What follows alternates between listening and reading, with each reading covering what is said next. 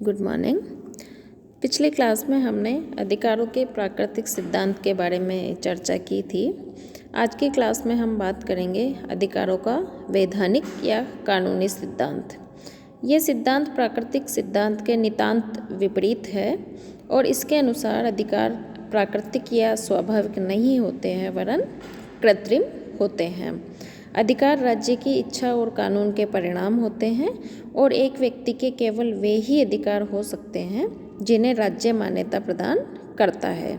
हमारे अधिकारों का अस्तित्व राज्य की इच्छा और कार्यों पर निर्भर करता है। राज्य पुराने अधिकारों को छीन सकता है, नए अधिकारों को जन्म भी दे सकता है। जीवन, स्वतंत्रता और संपत्ति के अधिकार राज्य द्वारा ही दिए गए हैं और राज्य ही इस बात का निर्णय करता है कि हमारे द्वारा इन अधिकारों का उपयोग किन परिस्थितियों में और किन सीमाओं के साथ किया जाएगा। इस सिद्धांत के अनुसार राज्य के 3 प्रकार के कार्य महत्वपूर्ण है जो अधिकारों के संबंध में राज्य को करने चाहिए। उनमें सबसे पहला है अधिकारों की परिभाषा करना। अधिकारों को परिभाषित करने का कार्य राज्य के द्वारा किया जाएगा। दूसरा है उनकी सीमाएं निर्धारित करना। कोई भी अधिकार व्यक्ति को किस सीमा तक प्राप्त होगा और अन्य व्यक्ति उन अधिकारों का किस सीमा तक अतिक्रमण कर सकते हैं या अधिकारों का उपभोग कर सकते हैं, ये निर्धारित करने का कार्य राज्य के द्वारा किया जाएगा। तीसरा महत्वपूर्ण कार्य है राज्य का अधिकारों के संबंध में उनके उपभोग के आश्वासन की व्यवस्था करना। राज्य के द्वारा ये महत्वपूर्ण कार्य किया जाएगा कि किस तरह से अधिकारों का जनता को उपभोग करवाना है, किस तरह से उनके अधिकारों की रक्षा करना है, ये कार्य राज्य के द्वारा किया जाएगा। अब इस अधिकारों के समर्थक की अगर हम बात करें कि अधिकारों के एक वैधानिक सिद्धांत का समर्थक कौन कौन से राजनीतिक विचारक करते हैं, तो उसमें सर्वप्रथम है बेंथम, ऑस्टिन, हॉब्स और हॉलैंड।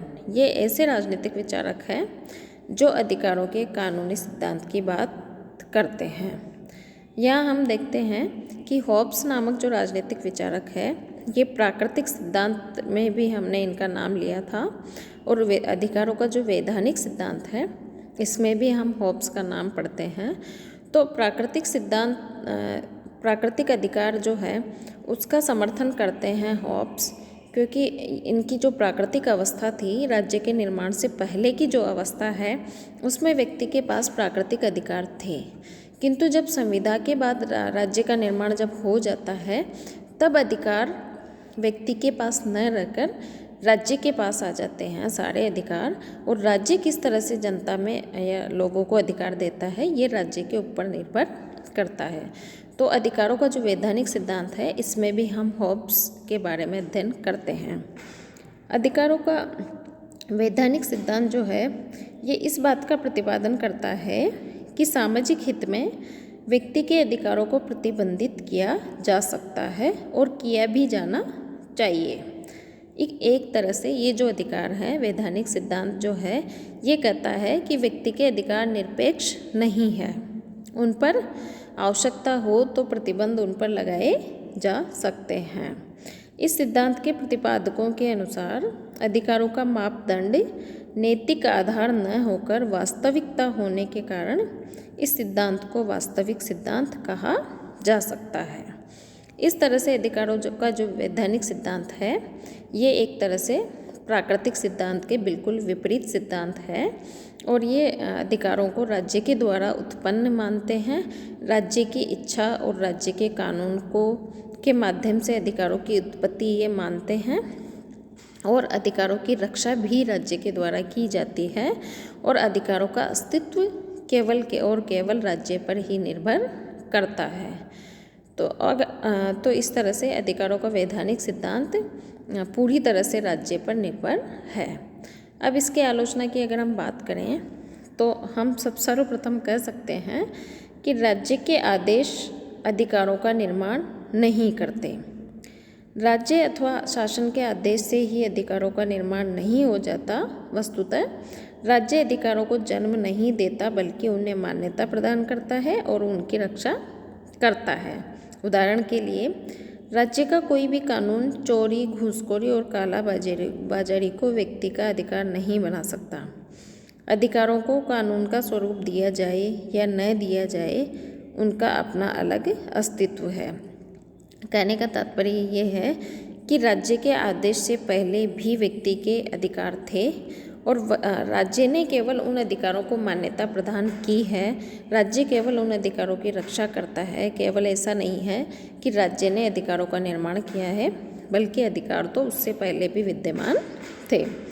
दूसरा है, राज्य निरंकुश व स्वेच्छाचारी हो जाएगा। यदि हम ये मान लें कि राज्य ही अधिकारों का एकमात्र जन्मदाता है, तो इसके परिणाम स्वरूप राज्य निरंकुश व स्वेच्छाचारी हो जाएगा और शासन अपनी सत्ता बनाए रखने के लिए व्यक्ति के अधिकारों का अंत कर देंगे। आशीर्वादम के शब्दों में हम कह सकते हैं कि ये कहना कि एकमात्र राज्य ही अधिकारों की सृष्टि करता है, राज्य को निरंकुश बना देता है। तीसरी इसकी आलोचना की अगर हम बात करें, कानून अधिकारों का उचित आधार नहीं। कानून अधिकारों का उचित आधार हो ही नहीं सकते, क्योंकि कानून में तो नित्य प्रति संशोधन परिवर्तन होते रहते हैं। अधिकारों को उनका यथोचित महत्व और सम्मान प्रदान करने की दृष्टि से औचित्य की भावना को ही अधिकार के आधार के रूप में स्वीकार किया जा सकता है और औचित्य के आधार पर ही अधिकार बने हुए हैं। केवल कानूनों के आधार पर अधिकारों का निर्माण नहीं हो सकता। चौथी इसकी आलोचना है, वैधानिक अधिकारों के संबंध में भी स्वीकार नहीं। उपयुक्त आलोचनाओं से बचने के लिए वैधानिक सिद्धांत के कुछ प्रतिपादक ये कहते हैं कि राज्य केवल वैधानिक अधिकारों का ही निर्माण करता है, परंतु इस बात को भी स्वीकार नहीं किया जा सकता। व्यवहार में देखा जाता है कि समाज द्वारा मान्यता प्राप्त अधिकारों को ही राज्य के द्वारा स्वीकृत किया जाता है। तो कहने का तात्पर्य ये है कि वैधानिक सिद्धांत ये तो बता सकता है कि एक विशेष परिस्थिति में नागरिकों को कौन कौन से अधिकार प्राप्त है, लेकिन ये नहीं बता सकता कि नागरिकों को कौन से अधिकार प्राप्त होने चाहिए। तो इस तरह से इस सिद्धांत की भी कुछ आलोचनाएं की जाती है, लेकिन इस बात से इनकार नहीं किया जा सकता कि इस सिद्धांत में भी सत्य का अंश विद्यमान है।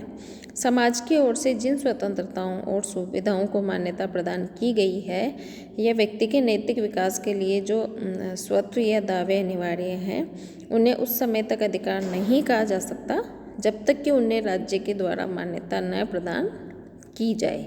तो इस तरह से हम कह सकते हैं कि अधिकारों का वैधानिक सिद्धांत सत्य है, पूरी तरह से सत्य है, और अधिकारों का जो स्वरूप है वो वैधानिक या कानूनी होना चाहिए।